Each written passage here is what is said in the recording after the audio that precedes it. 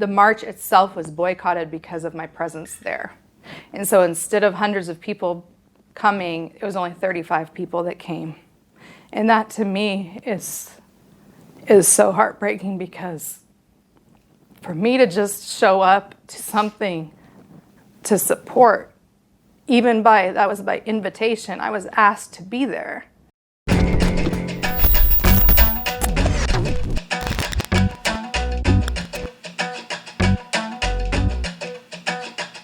So when I met her, I didn't have any idea how I would feel or how I could conduct an interview without really asking pointed questions. She didn't come off as disingenuous at all. She came off as actually really brilliant and aware and conscious and wonderful. But I couldn't help thinking about the fact that I'm sitting in front of this lady who is obviously Caucasian, who considers herself African American. It was surreal, I guess is the only way to really put it. Take a listen to what she has to say and how she has to say it, and try to listen to her heart.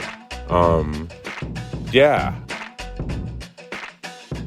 I'm Darrell Shines with the BACKSTAGE Pass, and I'm here in Spokane, Washington with Rachel Dolezal. How are you with everything that's going on? I'm doing okay. 10 toes above ground, you know. How are you feeling about the George Floyd protest at this point? How's that affected you and your family? So, when the news first came out, of course, well, like a lot of people, I'm like, you know, again, why again? You know, the Black Lives Matter movement has been going for so many years, to 2012. Trayvon obviously wasn't a police officer, but the same spirit behind killing Trayvon carried through Oscar Grant and, you know, Philando Castile and Eric Garner. And I mean, we just like rattle off so many names, and now Ahmaud Arbery and Breonna Taylor, and then boom. It's almost like one a month, you know, making major news this year. And the blatancy of you know, I'm from Montana. We didn't have any processed stuff growing up. I was born in a teepee, and then we had this mountain, and we hunted deer and elk and stuff. And when I saw the officer, I mean, that's like how, like when you kill a deer, you kneel on the neck till the life goes out. You know, I mean, that's what the rawness of it and the violence of it seemed so, and the dehumanizing. I mean, it was just like, how, you know, so rage, frustration, also me feeling very frustrated that I can't activate. I haven't been allowed to be part of the cause for 5 years, even after 20 plus years of fighting for civil rights, leading nonprofits, and probably most importantly, being the chair. You feel like there's something holding you back from grabbing your sign and just going and protesting? In Spokane, absolutely. Right. Yeah. Being the chair of police accountability for the city of Spokane, and having them then follow me with a private investigator and going to unearth the white parents to basically undo my leadership in this city, because I was trying to hold them accountable for killing a black man at the jail, Lorenzo Hayes. And they shut down, they removed, you know, meanwhile, while everybody's arguing about, like, is she black or white? They removed 2 other commissioners, shut down the whole commission. It was ruled a homicide. That particular case was ruled a homicide. They killed him. If all the articles were, you know, he was drugged up, he was doped up, this is what they do. He had no drugs in his system, as it turned out from the autopsy. You know, all the facts were like perfectly aligned. And it's not even really about that, but that's what it becomes about when people want to vet the victim. And that in that case, a father of 7 children was vetted after being murdered and came clean. They couldn't find anything. And yet all 13 white male cops got off with no consequences, because people are too worried about, you know, is she black or white? People are too, you know, it's so easy to distract people in this moment. So What I think about with the George Floyd case is, I think it immediately takes me back to working with the Department of Justice under Obama's collaborative reform model to reform policing. And working with the DOJ as the chair of the Police Ombudsman Commission, going to NAACP meetings, going to, all these police oversight trainings, going on ride-alongs with the officers, hearing the black officers telling me that they, don't tell anybody this, but, there's certain officers we wouldn't go on a call with because we would be afraid for our own safety. And there are only 3 black officers out of the whole force. And just, having so much information and feeling like with all that research that, like, it's like being pregnant with a child and you can't give birth. Right. I feel like I'm blocked from doing anything with the 20 years of experience and all of the knowledge and all those thousands of volunteer hours unpaid, that because I really care, because Trayvon is my son. Trayvon is the same age and weight and height as Isaiah at that moment in 2012. And Isaiah's favorite candy was Skittles. So it really hit home. That was my, state of emergency as a mother. Now, Ahmaud Arbery is 25. Isaiah is now 25.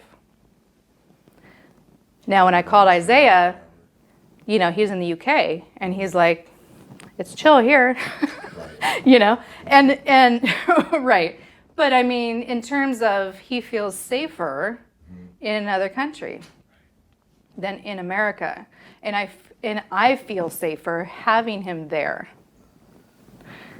Now with Franklin being here, and he's 18, also in that danger zone of age, and, him going down to the protests and, kind of like dropping by, but not staying because of, the armed white supremacists and the militia and everything that have been coming out in force, 50 white male, well, they say militia, but I know that some of them are neo-Nazis and some of them also are Aryan nations. And there's also a local branch of the KKK here. So there are 5 white supremacy hate groups, the 5th being the birthers, which some people don't count as a white supremacy hate group, but it is very fringe, very right-leaning, very, racist. And so they all have their headquarters in North Idaho.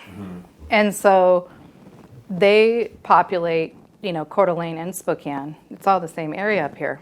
And so, kind of checking in on him and be safe. I happened to, the first day of the protests here in Spokane, I was doing hair for an adopted girl from the Congo who was adopted by a white family. And in many respects, I feel like, for me, it's not like an item on my to-do list to fight for justice, equity, inclusion, advocacy. It's like the list, so everything that I do is infused with that, whether it's hair, whether it's art, whether it's education, activism. So it's not like I'm not doing the work, but it is in a different form. And I feel like it would be more effective to stay here and do her hair than it would be for me to show up and possibly be a distraction from the movement, which is what happened the last march I went to, which was even more heartbreaking than just having a bunch of people yelling at me about my identity. It's more heartbreaking to me to be a detriment to the cause I love so much. And when I marched in Dallas, Texas, I actually, the march itself was boycotted because of my presence there. And so instead of hundreds of people coming, it was only 35 people that came. And that to me is so heartbreaking, because for me to just show up to something to support, that was by invitation, I was asked to be there. And I came in good faith, and it actually it had the opposite effect of supporting the cause. It actually would have been better if I wasn't even there. in a sense. Now the leader of that particular movement, which was the, Isis Brantley, it was the braiding freedom movement. I'll be like, oh, braiding, whatever. No, it is a civil rights cause because braiding is only legal in 26 states. Only half of the United States is it legal to braid, lock, and twist natural black hair without a 1,000-hour, $1,600 cosmetology license for doing European hair.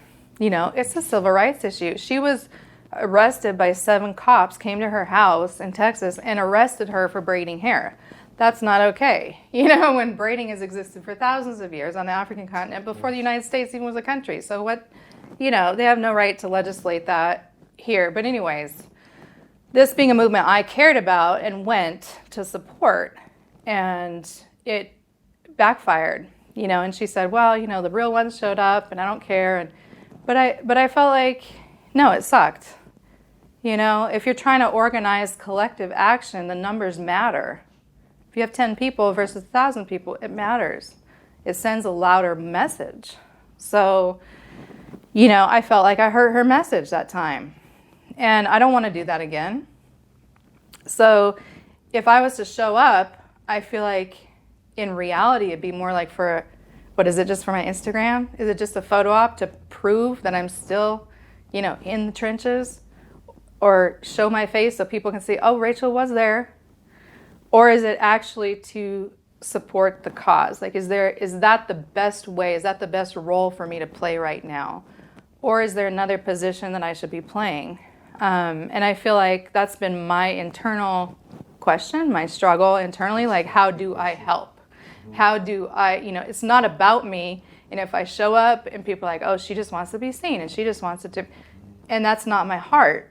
So I want to send a clear message. And so what I did instead is I worked for a week on this little booklet, and it's just because so many people reached out to me like, what do I do? People for the first timers. Mm-hmm. I never really thought about my white privilege, but now I'm thinking about it.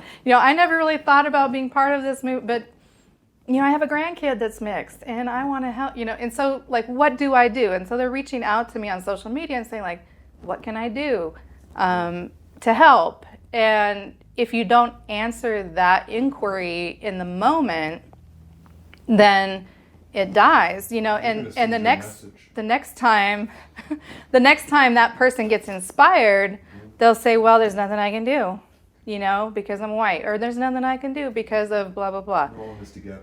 So, right. And so I created a handbook that says how to combat hate, racism, and prejudice, a guide for everyday individuals. And it kind of breaks it down into like, for individuals, for teachers, for businesses, and just kind of lists some very practical things that people can do beyond the protests. But, also go to the protests, but don't just stop there. And I also submitted, I did a guest lecture for, I don't know if you're familiar with the Activist Graduate School. No, I'm not. It's an online program by Micah White. Activistgraduateschool.org, I think. And so it's, he wrote the book, The End of Protest.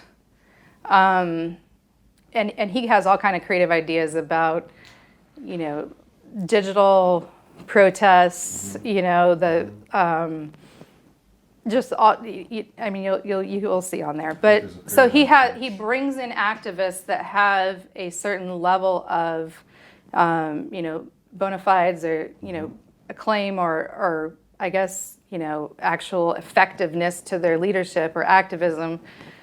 And they give, some lectures. So I gave a lecture for that. I mean, there are things that I still do, in this moment, but it doesn't have to be pomp and circumstance.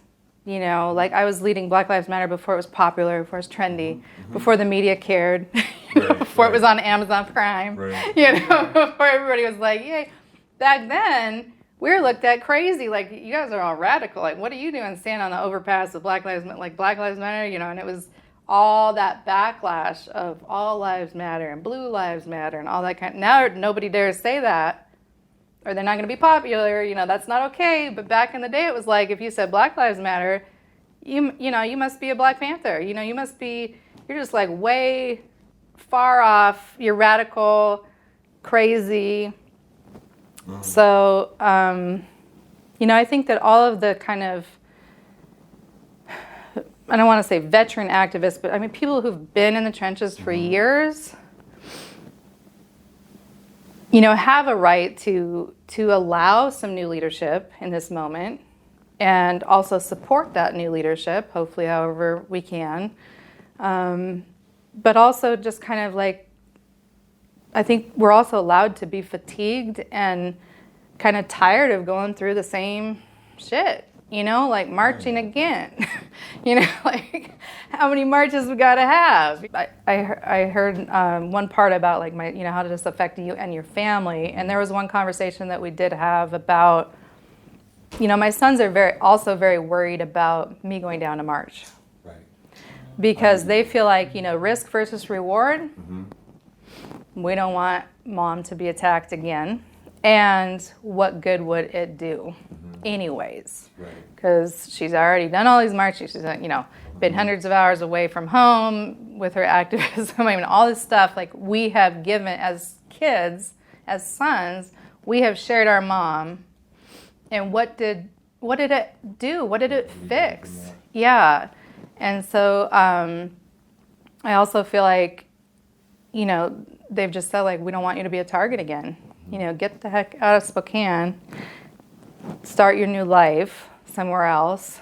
And, we don't want it to affect us too, because if you're in the press, of course, it's going to affect their lives, especially Franklin.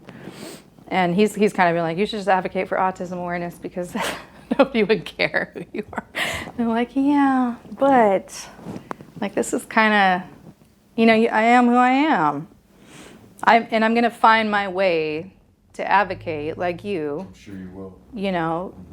We do it every day. I mean, and I've already mailed this little booklet. I mailed to 26 states and 4 countries in 1 week. Because people have requested it. I was like, yeah, people are just like messaging me, like, I want one, I want one, I want one. Because people are hungry right now to, protest, but like, what else can I do? Right. And I think that we have to be ready with those answers. How has this pandemic affected you and your family? Curious. Well, from a financial point of view, I am a self-employed braider and artist. And so the braiding part came to a sudden halt, and that stream of income was stopped for 2 months plus. So that hurt. Meanwhile, though, it seems like people rediscovered the Netflix documentary. Right. and there's a whole wave of people that thought it just came out during the pandemic. Right. So I was getting hundreds of messages a day from that, and as a result was able to kind of pivot a little uptick in sales of my art, enough to kind of bridge that gap of income that I lost with hair, with not being able to do hair. So it was first of all, it was super scary the first couple of weeks, and then after things started to fill in, then I was like, okay, we're going to make it financially. It also, though, was hard on a psychological and emotional level for me. Yeah, I think definitely out of those options, the love for my kids would be the one that comes to the forefront. I mean, their happiness is my happiness. My dreams, really have become their success in life.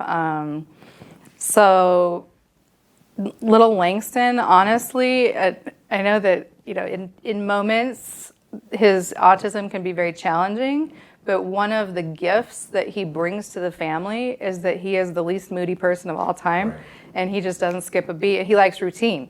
So he gets up and he carves his routine, and he's happy. He wakes up with a smile, and he goes to bed with jumping off his trampoline and smiling. It's just so amidst all of the changing circumstances and the waves of feelings and stuff, he's always ready to give you a big hug, and that does help. That's like therapy for me and Franklin. Now for Isaiah, of course, he didn't get the benefit of. I was like, I need to loan you Langston for a couple of days so you can get that touch and that that just innocence and that pure energy that comes with no expectations, no conditions.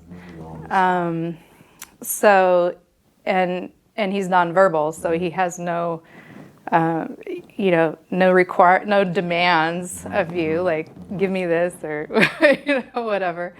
So I would say too that because 5 years ago with the whole situation with when my life changed with the whole media firestorm, and the isolation started, because I mentioned I've been in quarantine for 5 years from society. I was pregnant with Lane. I was 1 month pregnant with him when it all started. Wow. Right. So through the pregnancy, like even then, he helped me.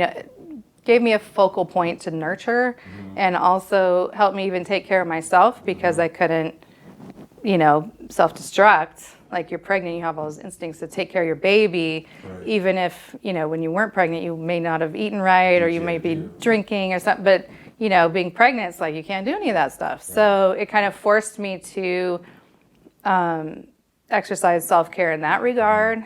I wouldn't necessarily claim to be successful in terms of keeping fit and healthy completely physically, but I mean, I'm healthy as far as a doctor's pass goes. I try and kind of fry the big fish.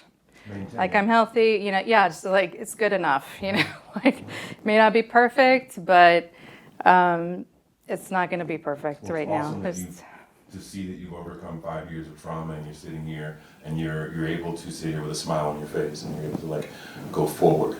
Mm-hmm. And I think that, like you said, none of us understand exactly what to do next. You have one solution? Do you have any solutions for us? Or any ideas of what, man, if we could just what? As far as the pandemic, or as far as anything? I mean, as far as sort of entered, just a big ball of intensity.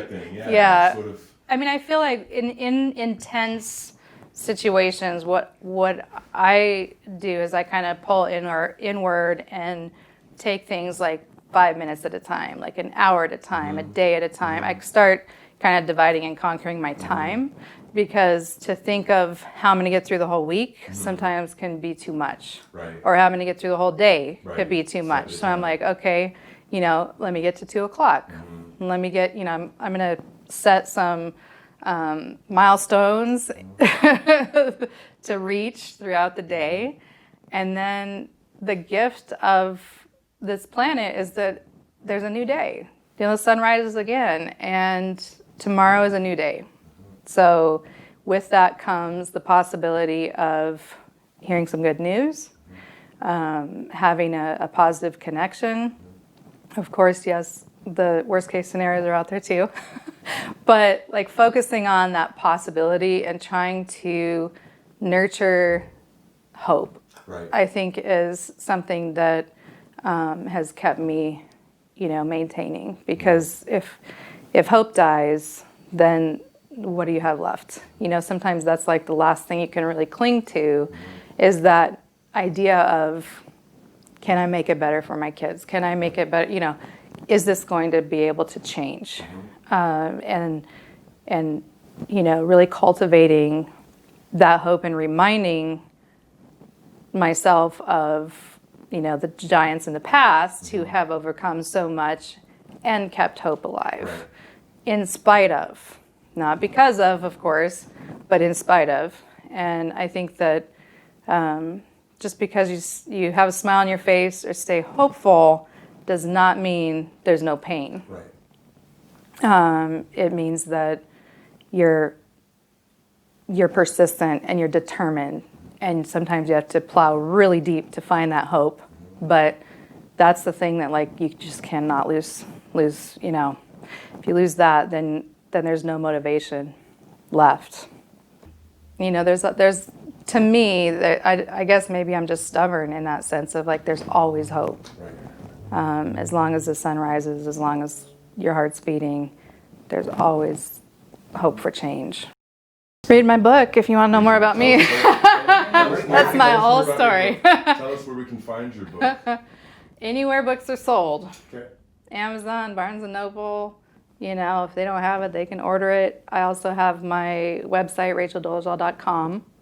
And I have signed copies that I will write you a personal note. You know, just tell me your name and what, you know, who to make it out to, and I can personalize it for people there. So. Spokane, Washington, Rachel Dolezal, Darrell Shines, the BACKSTAGE Pass. Thank you for watching.